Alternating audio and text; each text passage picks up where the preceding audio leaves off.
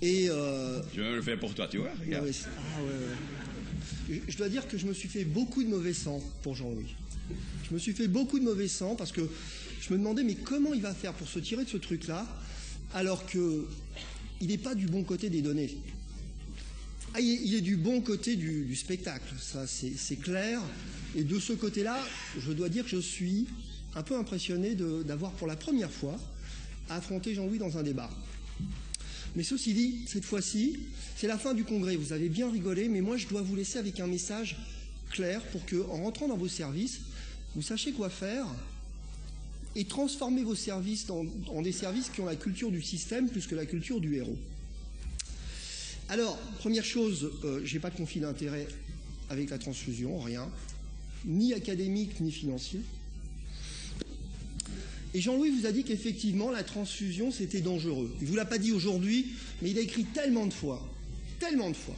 C'est dangereux, c'est aussi dangereux que les accidents de voiture, par exemple, quand on considère le risque de trali. Mais le risque de trali, on est d'accord, ça a disparu. Le risque d'œdème pulmonaire après la transfusion, pas tout à fait. Bon, c'est dangereux la transfusion, et c'est lui qui l'a dit. L'anémie aussi, c'est dangereux, et l'anémie, ça fait qu'on transfuse les malades, et plus on les transfuse, plus ils meurent. C'est l'étude ABC, il vous l'a montré, je vous la remontre, les conclusions sont sur cette étude, c'est indéniable. Et il vous l'a dit en matchant avec un score de propensité, c'est-à-dire que si vous prenez un certain nombre de variables, si vous en oubliez quelques-unes, malheureusement, on ne sait pas ce qui se passe. Mais en matchant, là, malgré tout, avec le score de propensité, les malades, après l'analyse statistique, continuent à mourir plus quand ils sont transfusés. Alors heureusement, il y a quand même des études qui ont changé nos pratiques. Et il l'a dit aussi, l'étude de Paul Hébert, elle a changé nos pratiques. C'est indiscutable. Quand ils ont testé des seuils qui étaient les seuils que Jean-Louis utilisait quand il était étudiant, qu'il utilise un peu moins maintenant, et qui les ont comparés à un seuil plus restrictif, population globale, pas vraiment de différence, mais une tendance à un avantage de survie dans le groupe restrictif. Quand on s'intéresse aux malades les moins graves, clairement un avantage de survie pour le groupe restrictif. Et quand on s'intéresse aux malades les plus jeunes, là aussi un avantage de survie. Et donc il va vous dire, il vous l'a déjà dit, si vous prenez les plus vieux, ça veut dire que les jeunes ils bénéficient d'un seuil plutôt restrictif. Ça veut dire que les plus vieux, on est sûrement en train de les tuer en utilisant un seuil restrictif. Et c'est pour ça qu'à la fin, il n'y a pas de différence quand on compare la totalité des patients. Ce qui est bien dans cette étude, il ne vous l'a pas montré, c'est on nous montre de quoi meurent les malades. Et il peut vous dire, les vieux, ils ont la tachycardie, et ils vont mourir d'ischémie. Non, ils ne meurent pas d'ischémie. Je suis désolé, ils ne meurent pas d'ischémie. Quand on regarde le pourcentage d'événements cardiaques, pas vraiment de différence entre les deux groupes. Chez les enfants, le débat, là aussi, est réglé. C'est une autre étude canadienne. Elle est un peu moins connue que la première, mais chez les enfants, le débat est réglé. Pas de différence quand on restreint les transfusions.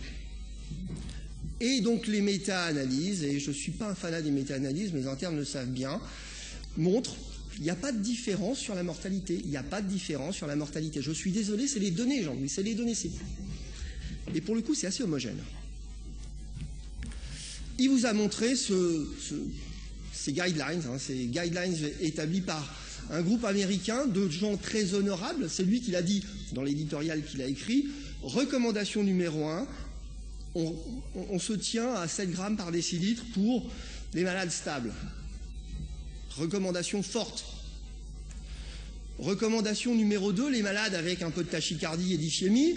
Là, il faut faire plus attention, mais malgré tout, à 8 grammes, c'est bon. Et là aussi, la recommandation tient la route. Recommandation 3, ça devient plus faible. Recommandation 4, je ne l'ai même pas mis sur la diapositive. Pour vous montrer l'éditorial. Et l'éditorial, il dit, ils ont raison, hein. Il n'y a pas de données pour challenger ces conclusions. Et on ne peut qu'être d'accord avec cette conclusion. Sur la base des essais randomisés, il faut se restreindre. Il faut faire attention à ce qu'on fait quand on transfuse les malades. J'adore ce schéma fait dans l'avion. J'adore ce schéma fait dans l'avion. Donc c'est effectivement un schéma fait dans l'avion et basé pas vraiment sur des données, basé sur une opinion, basé sur de l'expérience clinique, et ça, nul doute, Jean-Louis, il en a, MD, PhD, Fellow de la Society of Critical Care Medicine, et c'est donc publié dans Critical Care Medicine. Il vous a dit les vieux. Mais voilà les vieux. Il vous a dit, oh bon, ils ont 50 ans, ils sont un peu d'ischémie. Mais non, c'est pas vrai. C'est pas vrai, Jean-Louis. Ils ont 80 balais, ces malades. Et il y a 40% de coronariens dans cette étude. C'est des vrais malades. C'est des vrais malades. 10 grammes versus 8 grammes. À 60 jours, leur indice composite, la mort ou l'incapacité de marcher, c'est vrai que les morts ne marchent pas. À 30 jours, pas de différence. À 60 jours, toujours pas de différence. Quand on regarde les événements cardiaques, pas de différence statistiquement significative encore aussi dans cette étude. Et je l'entends déjà, il va vous dire, il vous l'a déjà dit, mais c'est des prothèses de hanche, c'est pas des malades de réanimation. Mais les malades de réanimation, Jean-Louis, c'est peut-être encore pire. Des vieux malades ventilés par nos amis anglais. Et ils testent restrictif 7 grammes, libéral 9 grammes. Bon, ils sont un peu moins vieux, 67-68 ans d'âge moyen. Et quand on regarde, c'est un petit effectif, c'est une étude pilote. Et malgré tout, il y a une tendance à l'amélioration de la survie lorsqu'on transfuse moins. Et c'est déjà robuste, hein.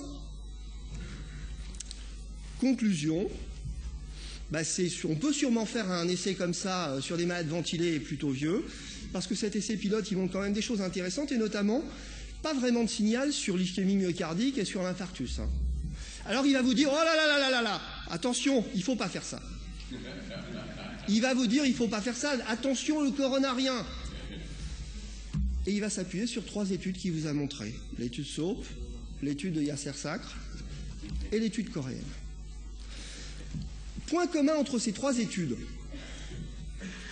ce sont des études observationnelles, que Jean-Louis aime bien, qui lui permettent de rencontrer les statisticiens. Je ne sais pas si la statisticienne est jolie, mais avec ça, on fait des analyses de propensité, des scores de propensité, on fait du matching, et malheureusement, vous avez vu, entre ABC et SOAP,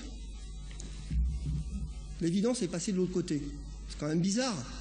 Tu sais pourquoi, Jean-Louis ? Il y a les mensonges, les gros mensonges et les statistiques. Ne fais pas confiance aux jolies statisticiennes.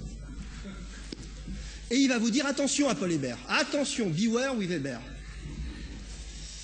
Il vous a parlé des malades coronariens, il vous l'a dit. Mais les malades coronariens, il y a aussi des études. Le TRAX, c'est des malades qui sont opérés du cœur. Généralement, ils ont le cœur malade, ceux-là aussi. On ne peut pas dire que c'est des prothèses de hanche. Critère primaire, aucune différence de mortalité. Aucune différence de mortalité. Et là aussi, plus on transfuse, et plus il meurt. Et c'est pas moi qui le dis, c'est Jean-Louis Vincent qui le dit.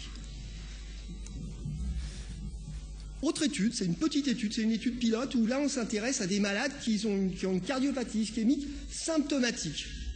Et là il y a un signal. On a l'impression que les malades qui ont une cardiopathie ischémique symptomatique, si on les transfuse moins, ils meurent plus.